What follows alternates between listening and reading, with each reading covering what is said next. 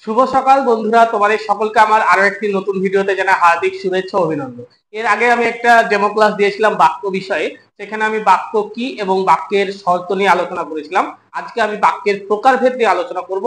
যারা বাক্যের প্রকারভেদ ডেমো করবেন মনে করছেন তারা অবশ্যই এই ভিডিওটা প্রথম থেকে শেষ পর্যন্ত দেখবেন। আর যদি ভিডিওটা ভালো লাগে তাহলে অবশ্যই একটা লাইক, কমেন্ট ও বন্ধুদের মধ্যে শেয়ার করে দেবে। যারা ভিডিওতে নতুন তারা অবশ্যই একটা সাবস্ক্রাইব করে দেবে। তো চলো আমি দেরি না করে সরাসরি আমাদের আজকের আলোচ্য বিষয় বাক্যের প্রকারভেদ নিয়ে আলোচনা করছি।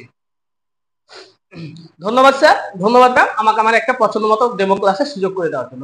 এই কক্ষটায় কি একটা আদর্শ শ্রেণীকক্ষ মনে করে পড়াতে পারি? ধন্যবাদ স্যার। দিয়া বলো তো আজকে তারিখ কত? আচ্ছা, এর আগের দিন আমি তোমাদের ব্যাকরণ করিয়েছিলাম, মনে আছে? তো ব্যাকরণের কি করিয়েছিলাম? হ্যাঁ, বাক্য। তো বলো তো রহিম, তুমি বলো বাক্য কাকে বলে? একদম সঠিক বলেছো। যে পদের দ্বারা বা পদ সমূহের দ্বারা আমার মনের ভাবটা প্রকাশ পাচ্ছে তাকেই আমরা বলবো বাক্য। আচ্ছা বলো, আমি বাক্যের শর্ত কয়টা বলেছিলাম? হ্যাঁ, তিনটি। কি কি? আকাঙ্ক্ষা, আর আসক্তি, আর যোগ্যতা। মনে আছে তো? আচ্ছা, আজকে আমি তোমাদের পড়াতে চলেছি বাক্যের প্রকারভেদ। ঠিক আছে, আমরা এর আগের দিন এই বিষয় নিয়ে আলোচনা করিনি, সময়ের অভাব ছিল, তাই আজকে আমরা বাক্যের প্রকারভেদ নিয়ে আলোচনা করব। তাহলে দেখো, এই বাক্যের প্রকারভেদ নিয়ে আলোচনা করার আগে আমি দুটো কথা বলি। দেখো, বাক্যের প্রকারভেদ নিয়ে কিন্তু সমস্যা আছে। কেউ বলে 3 প্রকার, কেউ বলে 4 প্রকার। স্যার তাহলে আমরা কোনটা লিখবো? যারা মাধ্যমিকে পড়ছো তারা লিখবে 4 প্রকার। হচ্ছে সরল। দেখো, আমি এখানে তোমাদের সামনে 4 প্রকার বাক্য লিখেছি। আমরা প্রথমত এগুলোর একটু সংজ্ঞা এবং একটা করে উদাহরণ দেখে নেওয়ার চেষ্টা করব। তারপরে আমরা একবার করে দেখবো যে এটা রূপান্তর কিভাবে করে। দেখো, প্রথমত আমি 3টে বক্স করলাম। দেখো, আমি এখানে কিন্তু 3টে বক্স করেছি, দেখতে পাচ্ছ তোমরা প্রত্যেকে। এবার তোমাদের প্রশ্ন যাচ্ছে, তাই না, যে বক্সটা আমি কেন করলাম? উদাহরণ দিই। রাম মাঠে ফুটবল খেলে। দেখো, এই বাক্যে কর্তাকে বলো তো? রিয়া বলো কর্তাকে। একদম, রাম। আচ্ছা, এই বাক্যের ক্রিয়া কোনটা? অবশ্যই খেলে।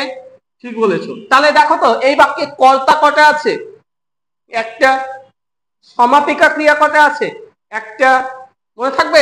এই দুটো কথা তুমি যদি মনে রাখতে পারো তাহলেই তুমি কিন্তু সরল বাক্যের সংজ্ঞা দিয়ে দিতে পারবে। তাহলে কি হবে? তাহলে সংজ্ঞা খুব ইজি। যে বাক্যে একটা কর্তা থাকে এবং একটা সমাপিকা ক্রিয়া থাকে তাকে আমরা কি বলবো? সরল বাক্য। খুব সহজ না? এবার আমরা একটু দেখে নেব যৌগিক বাক্য কাকে বলে। দেখো, যৌগিক বাক্যের ফরম্যাট তো দেখো তো, সরল লিখলাম, এখানে একটা সরল লিখেছি, এখানে একটা সরল লিখেছি, লিখেছি তো। তো সরল বাক্যের সংজ্ঞা কিন্তু আমি এখানে পেয়েছি। তাহলে সরল বাক্যে একটা সমাপিকা ক্রিয়া থাকে, তাহলে এখানে যেহেতু দুটো সরল বাক্য আছে তাহলে কটা সমাপিকা ক্রিয়া থাকবে? হ্যাঁ রাহুল বলো। একদম দুটো। তার মানে এখানে একটা থাকবে, এখানে একটা থাকবে, তাই তো? এবার দেখো, এই যে প্লাস, এই প্লাসটা কেন দিলাম? আচ্ছা, প্লাস মানে কি আগে বলো তো? যোগ করব। তাহলে এখানে কি যোগ করব? প্রশ্ন তো দেখি। হ্যাঁ দেখো, এখানে যোগ করবে এবং কমা, এগুলো যোগ করবে। এবার আমি একটা বাক্য আকারে দেখাই, তাহলে তোমাদের কাছে বিষয়টা ক্লিয়ার হবে।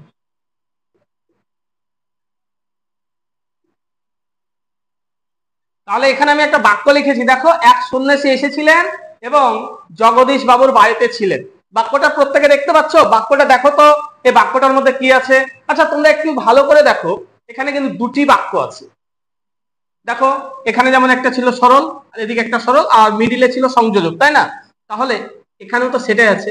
এক সন্ন্যাসী এসেছিলেন এবং এই এবং যেটা আছে সেটাকে আমরা প্লাস ধরতে পারি তো নাকি? আর জগদীশ বাবুর বাড়িতে ছিলেন। তাহলে এইদিকে একটা সরল বাক্য, এইদিকে একটা সরল বাক্য। দেখো তো এই ছবিটার সঙ্গে মিলছে কি? মিলছে। তাহলে আমরা যৌগিক বাক্যের সংজ্ঞা কি দেব? দুটি সরল বাক্যকে সংযোজক অব্যয় দ্বারা যোগ করতে হবে। এবার সংযোজক অব্যয় বলতে এবং হতে পারে, কিন্তু হতে পারে, আর হতে পারে, অথবা হতে পারে, আবার কমাও হতে পারে। তাহলে দুটি সরল বাক্যকে এই সংযোজক অব্যয় দ্বারা যোগ করলে যেটা পাওয়া যায় সেটাই তো যৌগিক বাক্য, নাকি বলো? সেটাই তো যৌগিক বাক্য। হ্যাঁ, একদম। তাহলে আমরা যৌগিক বাক্যের সংজ্ঞাটা বুঝে নিলাম।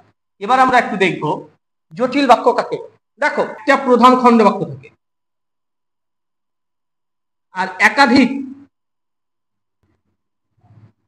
খণ্ড বাক্য থাকে। এবার তোমাদের মনে তো প্রশ্ন যাচ্ছে, স্যার প্রধান খণ্ড বাক্য অপ্রধান খণ্ড বাক্য আবার কোনটা? তার আগে একটা কথা বলি, এই যে জটিল বাক্য আছে, এই জটিল বাক্যে দুটো যোগ হয়, এখানে একটা এখানে একটা। কিরকম? যদি এখানে হয় যখন, তাহলে এখানে হবে তখন। যদি এখানে হয় যে, তাহলে এখানে হবে সে। এখানে যদি হয় যদি, তাহলে এখানে হবে তবে বা তবু। বোঝা গেল? ঠিক এরকম আরো বেশ কিছু আছে, যা, তা, যে, সে, এরকম কিন্তু হতে পারে।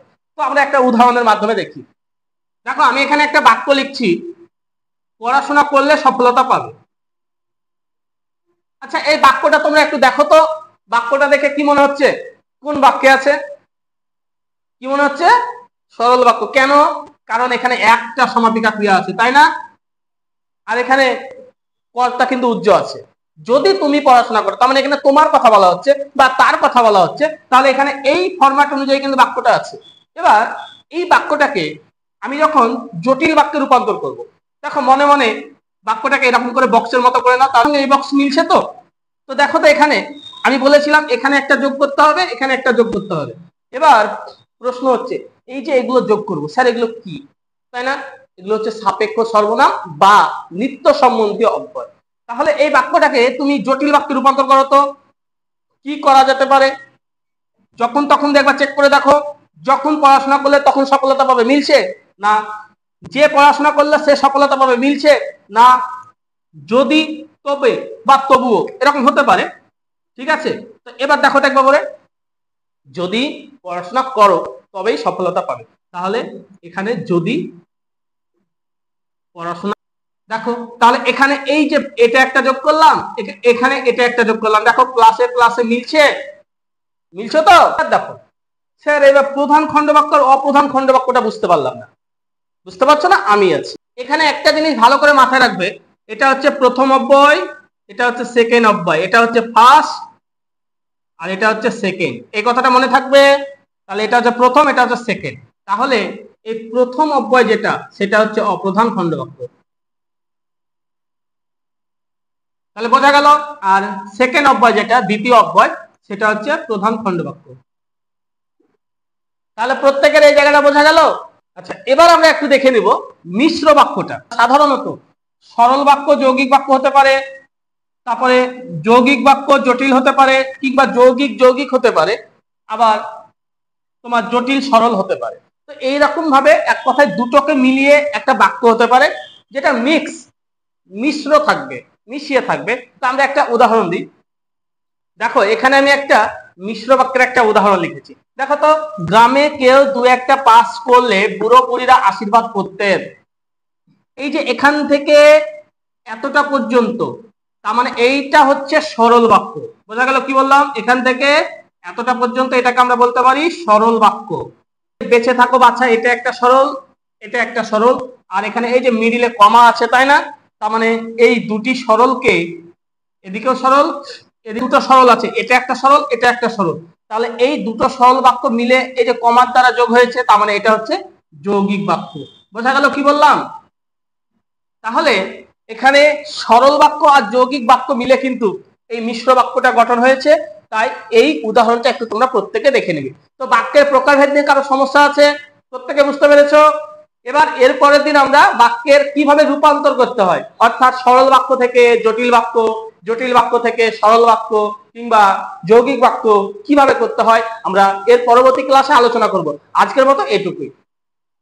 যদি ভিডিওটা ভালো লাগে তাহলে অবশ্যই একটা লাইক, কমেন্টস ও বন্ধুদের মধ্যে শেয়ার করে দেবে। আর দেখা হচ্ছে পরবর্তী কোনো একটা নতুন ভিডিওতে।